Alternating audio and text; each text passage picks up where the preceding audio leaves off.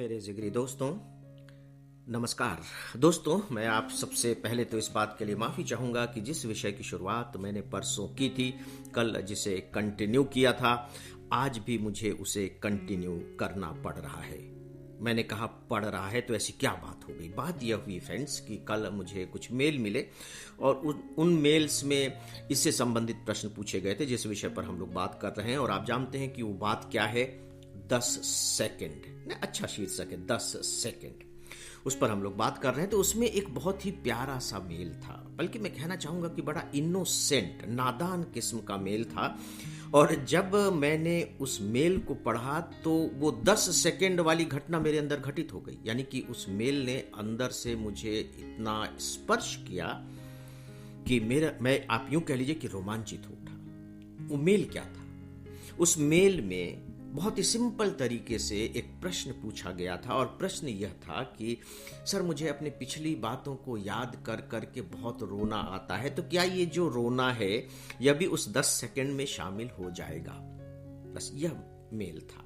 मुझे लगा कि नहीं, शायद मेरी बात मैं आप सब तक बहुत अच्छे तरीके से अभी तक नहीं पहुंचा पाया हूं, तो मुझे अपनी बात और बढ़ानी चाहिए। अदरवाइज फिर 2 दिनों तक की गई बात एक प्रकार से मुझे लगता है कि अगर आधे अधूरी छोड़ दी जाए तो वो बेकार ही है।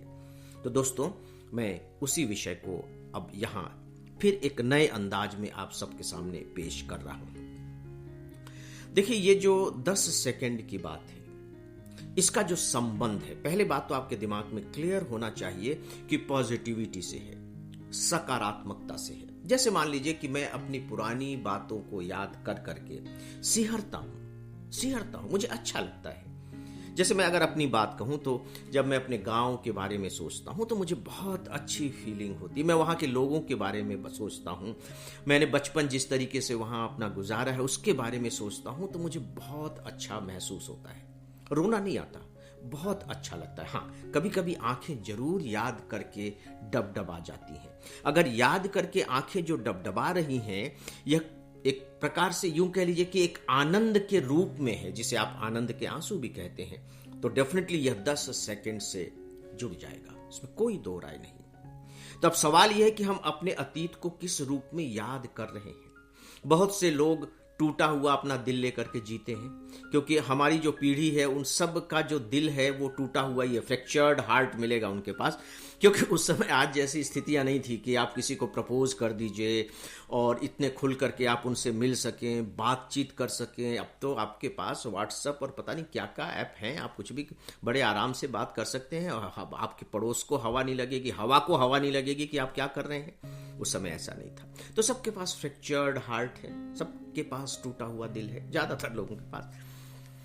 तो अब सवाल यह है कि वो अपने उस प्यार को, उस प्रेम को किस रूप में याद कर रहे हैं। अगर वो इस रूप में याद करे कि हाय, तब ये 10 सेकंड नहीं है।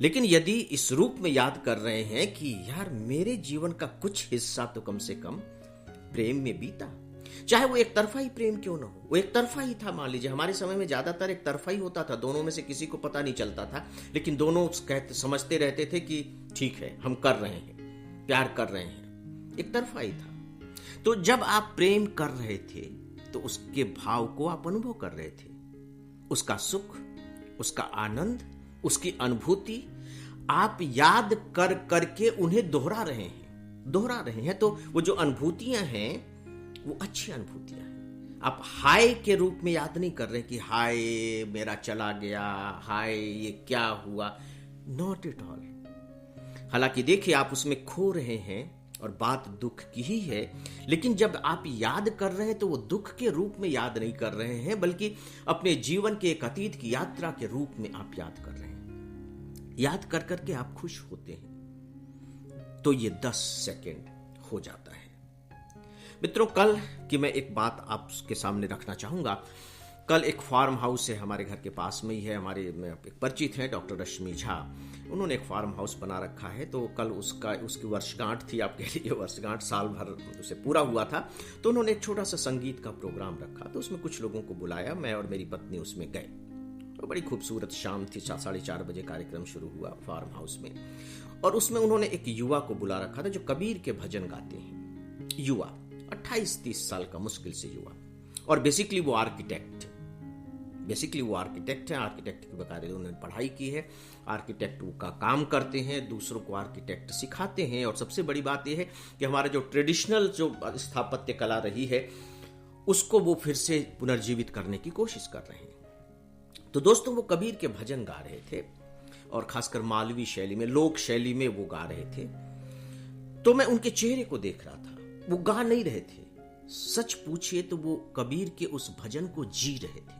मैं चेहरे पर देख सकता था कि जब वो कबीर के भजन गा रहे हैं तो कितने मगन हो रहे हैं, चेहरे पर कितनी शांति है, किस तरीके से वो आलाप ले रहे हैं, किस तरीके से जो उंगलियां हैं वो उनके तंबूरे के तारों पर नाच रही हैं। पूरा शरीर जैसे कि एक लय में तब्दील हो गया, बावजूद इसके कि वो बैठे हुए हैं। एक हाथ में तंबूरा और उंगलियां तंबूरे पर तैर रही हैं और दूसरे हाथ में पखावज जो लगातार चल रही है और उसके साथ फिर गले का सुर। अद्भुत वातावरण था। ये अद्भुत वातावरण हम दोनों की तरफ से था। वो उस 10-10 सेकंड के पता नहीं कितने टुकड़ों को जी रहे थे और हम जैसे सुनने वाले लोगों के साथ भी यही था कि उस 10-10 सेकंड के टुकड़ों को हम लोग जी रहे थे। जरूरी नहीं कि सभी जी रहे हों, बहुत लोग मोबाइल निकाल निकाल करके अपना समय भी देख रहे थे कि पता नहीं कितनी देर और चलेगा। तो दोस्तों, यह है 10 सेकंड। 10 सेकंड का मतलब दुख से नहीं है, याद रखिए। 10 सेकंड का मतलब सुख से ही है। भले ही आपको यह सुख अपने दुख को याद करने से मिलता हो, लेकिन जो मिल रहा है वह खुशी है, वह करुणा का भाव है, वह एक प्रकार की सकारात्मक वृत्ति है। जब भी ऐसा हो तो आप समझ लीजिए कि 10 सेकंड की घटना घटित हो गई। तो दोस्तों, आज बस इतना ही। मेरा अभिवादन स्वीकार करें। नमस्कार।